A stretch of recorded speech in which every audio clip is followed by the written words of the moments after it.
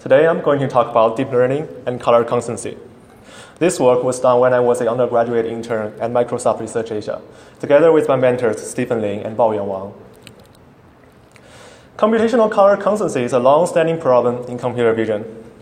Given an input image, a color constancy algorithm gives an illumination color estimation and an output image with a color cast removed.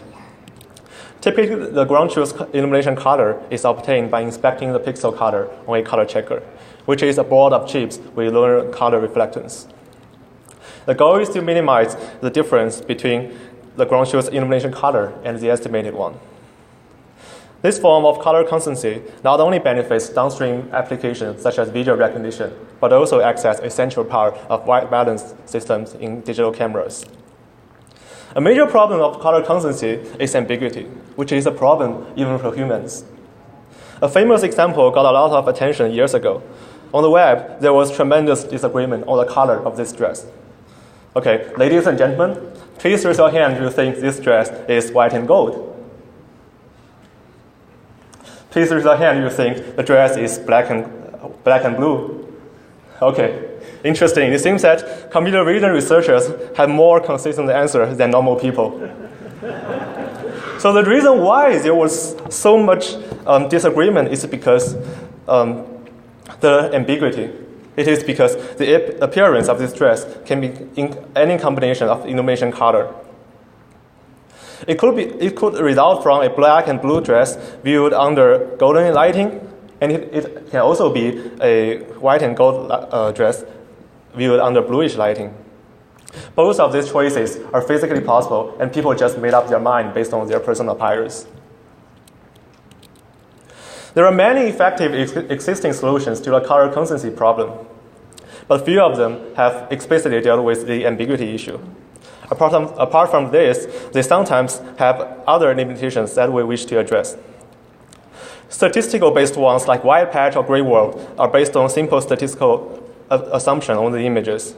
There are no learning and no semantic understanding. Recently, learning-based approaches have shown better accuracy. Patch-based CNNs regress illumination color based on patches, and then pooling is done, like weighted pooling or average pooling is used to aggregate patch result into a global result. This kind of two-stage approach doesn't have the ability to do end-to-end learning or testing, and the ambiguity is not considered. Image-based CNN directly regress illumination color from images. This kind of approach is end-to-end, and it doesn't accept arbitrary size input, but resizing, and it has the ability to do semantic understanding. The lack of training data is typically an issue for this kind of approach. Another very interesting way to deal with color constancy is to reduce the problem to a localization task on a 2D color histogram. John Barron first investigated this approach years ago, and they get very impressive performance. This year, their upgraded version is over here at CVPR. By converting an image to a 2D histogram, the semantic information is largely lost. So let's now focus on the patch-based CNN methods. The problem of ambiguity is even magnified when we only consider local patches, since a patch usually contains only limited information for color constancy estimation. On the other hand, some patches are indeed very informative. Consider this patch containing 2 bananas. 2 possible solutions are white light with yellow bananas and yellow light with white bananas. So clearly, the second option is not possible because bananas are naturally not white.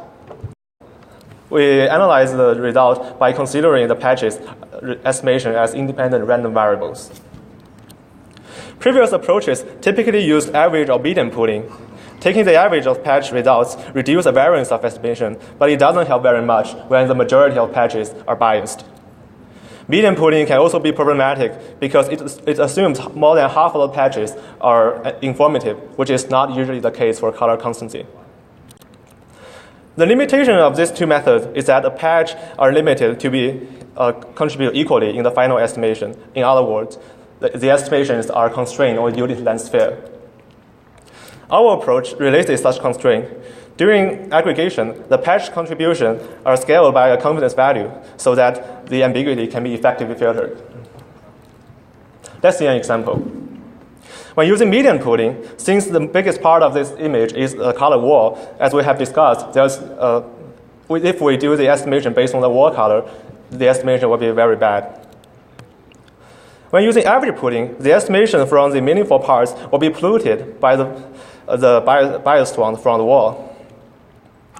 When using weighted pooling, since it allows different strands of estimation, when the estimator doesn't feel confident, it can choose to give up a patch by generating a very short estimation actor. In this way, the impact of ambiguity is minimized. So far, it seems that confidence values are very helpful and important. However, there doesn't exist any training data for the confidence values, and we don't even know how this kind of ground truth should be defined. Fortunately, relatively comparing the confidence of two patches looks much easier. To this end, all patches are treated simultaneously, and we learn their pooling weights for estimating the ground truth illumination colors. More informative patches are naturally given higher confidence, while less informative patches are given lower confidence.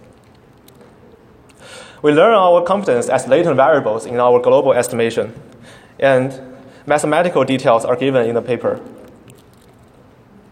We demonstrate the learning process of weighted pooling on a synthetic experiment, estimating the direction of arrows within an image.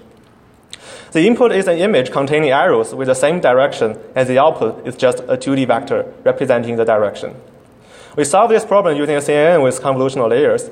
The output of the last layer is a confidence map of 1D confidence plus 2D vectors.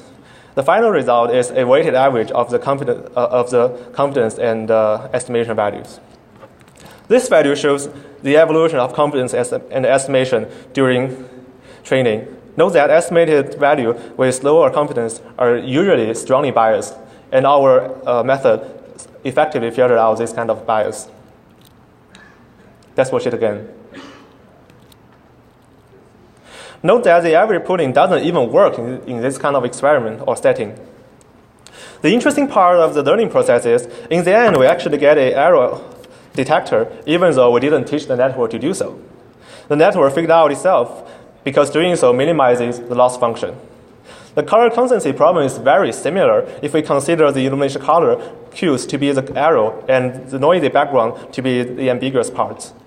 In this way, our network automatically detects color constancy cues within images based on the patch confidence values. We use a fully convolutional network with much larger patch size than previous method. After several convolutional layers, we get a semi-dense feature map containing the estimate and confidence. We can see that certain areas like the faces and the electricity outlet are detected as informative regions. Even though estimation from most patches are very noisy, when only high confidence patches are considered, noise is filtered effectively. This results in a more homogeneous estimation distribution. Our approach elegantly combines good features of several previous state-of-the-arts. To our knowledge, this is the first approach that combines this all. Our network architecture looked like this, and it extracts semantically discriminative features from the images and then regress them into confidence values and estimations using convolutional layers. Here are some comparison results of our method on a standard benchmark dataset. At the top, we have results from traditional statistical-based methods, and the last rows are our methods. The best results are highlighted with increasingly dark backgrounds. Our method outperforms previous data arts in most of the metrics. It is also performs very, very well on worst-case metrics, which indicates that our method is relatively robust. Extensive internal comparisons are also included in our paper. Next, we examine what is learned in our network. Here we can see that it learns to increase confidence in areas informative for estimation. In the first row, it detects metallic surface, where a strong reflection indicates the lighting color. In the second row, it detects human face, whose limited range of reflectance places a strong constraint on illumination color. In the last row, it detects printed material, which contains white color, which is usually useful for this type. It is worth noting that many cues utilized by previous methods, such as wide regions and faces, are automatically detected by our network. Another interesting finding is that the confidence values are meaningful not only within each image, but also across different images. We divide test images into equal-sized bins and with increasing average confidence values. It is clear that images with higher confidence values result in more accurate outputs. Based on this, we can predict the reliability of our method. To sum up, we show that the importance of explicitly dealing with ambiguity for the color constancy algorithm problem. Motivated by this, we propose a new color constancy system that is accurate, fast, and elegant. It uses a novel confidence-weighted pooling mechanism to automatically combine to automatically detect ambiguous patches. By using a carefully selected receptive field and fully convolutional structure, we get a better accuracy compared to previous state-of-the-art and a 120-fold of speed up.